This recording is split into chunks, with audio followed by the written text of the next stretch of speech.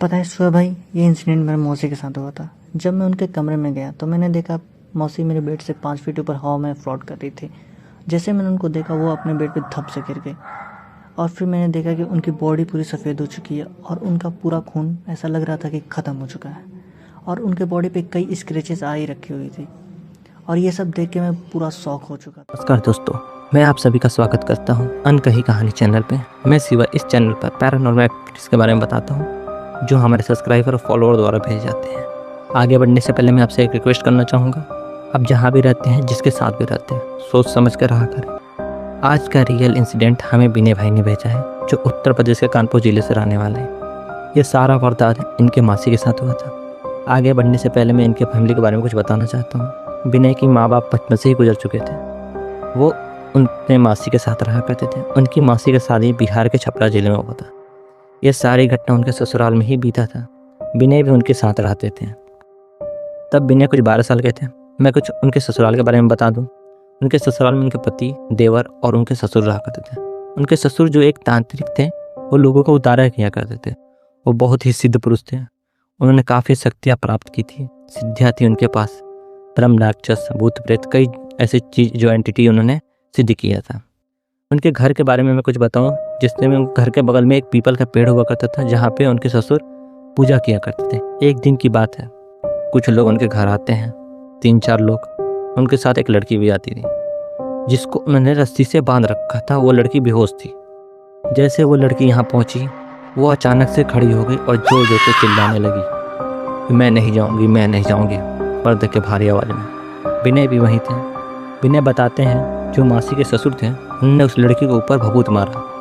जैसे ही भभूत मारा, वो लड़की शांत हो गई। फिर जो मासी के ससुर थे, एक काम करते हैं, हम उनके मासी के ससुर का नाम रख लेते हैं। कुछ मान लीजिए उनका नाम दयाराम रख लेते हैं। हम नहीं चाहते कि किसी का रियल आइडेंटिटी रिवील हो, ताकि उन्हें आगे चल के दिक्कत हो। दयाराम, उन्होंने उस लड़की को देखते ही बता दिया, यह तो जिन्न है।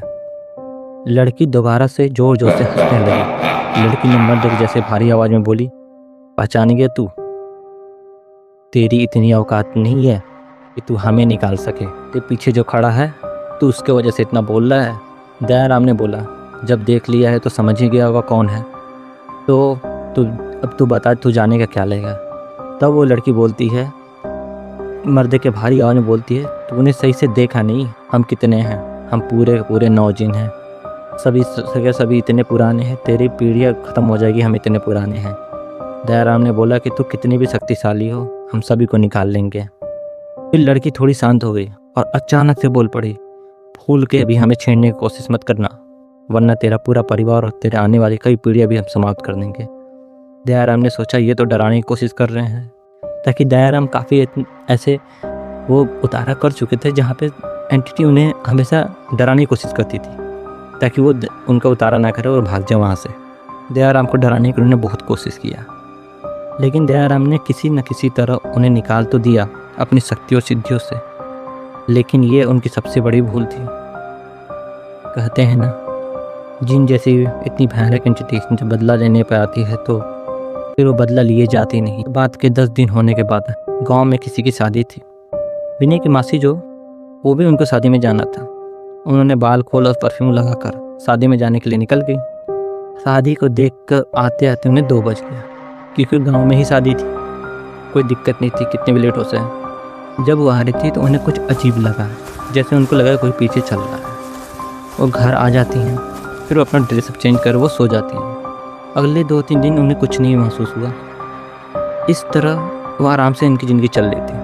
इसी सभी के बीच जो दयाराम थे, जो मासी के ससुर थे, वो किसी के उतारे के लिए गए थे। 2-3 दिन गुजर गया। जाने के बाद विनय मासी को लगता है कि उनके साथ रात में कुछ गलत हो रहा है। उन्हें सुबह उठते वक्त ऐसा लगता था कि काफ़ी लो फील कर रही है, बहुत ज़्यादा थकावट है, जैसे शरीर का सारा एनर्जी गायब हो गया हो। अक्सर उन्हें कुछ आवाज़ें आती थी, जैसे ऐसा लगता है कोई कान में फुसफुसा के भाग गया हो। एक दिन ऐसा ही जब विनय सो रहे थे तो उन्हें जोरदार तमाचा लगा। वो उठकर मासी के कमरे में भागे। जैसे दरवाज़ा खोला तो देखा कि उनकी मासी हवा में 5 फीट ऊपर फ्लोट कर रही थी। विनय को देखते ही वो धम से गिरी बेड पे। विनय चिल्लाए, तभी जो मासी के देवर थे वो भाग कर आया। उन्होंने देखा कि मासी के शरीर के पूरा सफ़ेद पड़ चुका था। उनकी बॉडी बिल्कुल खून नहीं था और वो हॉस्पिटल ले जाने से पहले ही सभी को छोड़ के जा चुकी थी। बात पता चला, कोहराम मच गया पूरे गांव में। फिर उनके घर में भी कोहराम मच गया। फिर उनके हस्बैंड आए। दयाराम भी वही सोच रहे थे कि आखिरकार ये हुआ कैसे, जबकि मैं एक ब्रह्म राक्षस पूजा करता हूँ, फिर भी ये कैसे हो गया।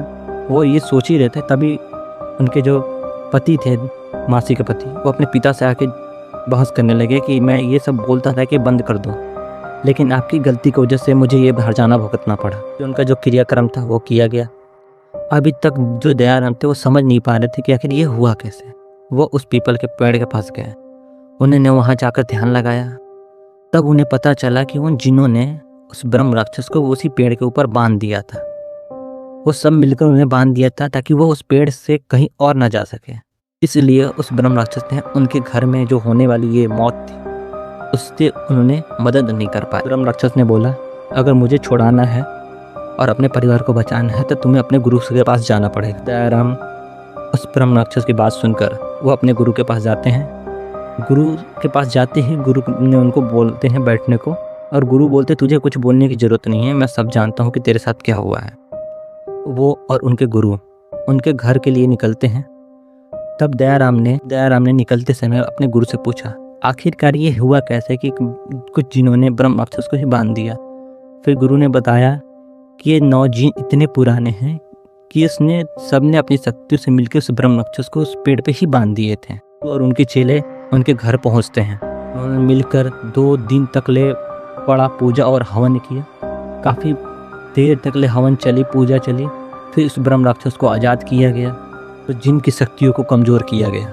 तब ब्रह्म राक्षस आज़ाद होकर उन जिनों से लड़ाई किया। उन 9 जिनों से लड़ाई करके उन्हें कैद किया गया, और उन्हें कैद करके गुरु ने उनको लेकर साथ चले गए। आते जाते जिन्होंने दयाराम को ये चेतावनी दी कि अगर हम फिर कभी खुल के आए तब फिर हम तुम्हें परिवार को कभी भी नहीं छोड़ेंगे, किसी हाल में भी नहीं छोड़ने आएंगे। लव स्टोरी यही बोलते हैं जो विनय भाई भी ने बोला है कि कुछ चीज़ों को नहीं छेड़ना चाहिए। इन चीज़ों से जितने ही दूर रहे वही सही है हमारे लिए। हम आप सभी के ऐसे ही रियल इंसिडेंट लाते रहेंगे। प्लीज़ कमेंट में बताइएगा कि ये घटना आपको कैसी लगी। और एक छोटी सी रिक्वेस्ट है, हमारे चैनल को सब्सक्राइब कर लीजिएगा, आने वाली वीडियो आपको जल्द से जल्द मिल सके। ऐसी कहानी हम दोबारा भी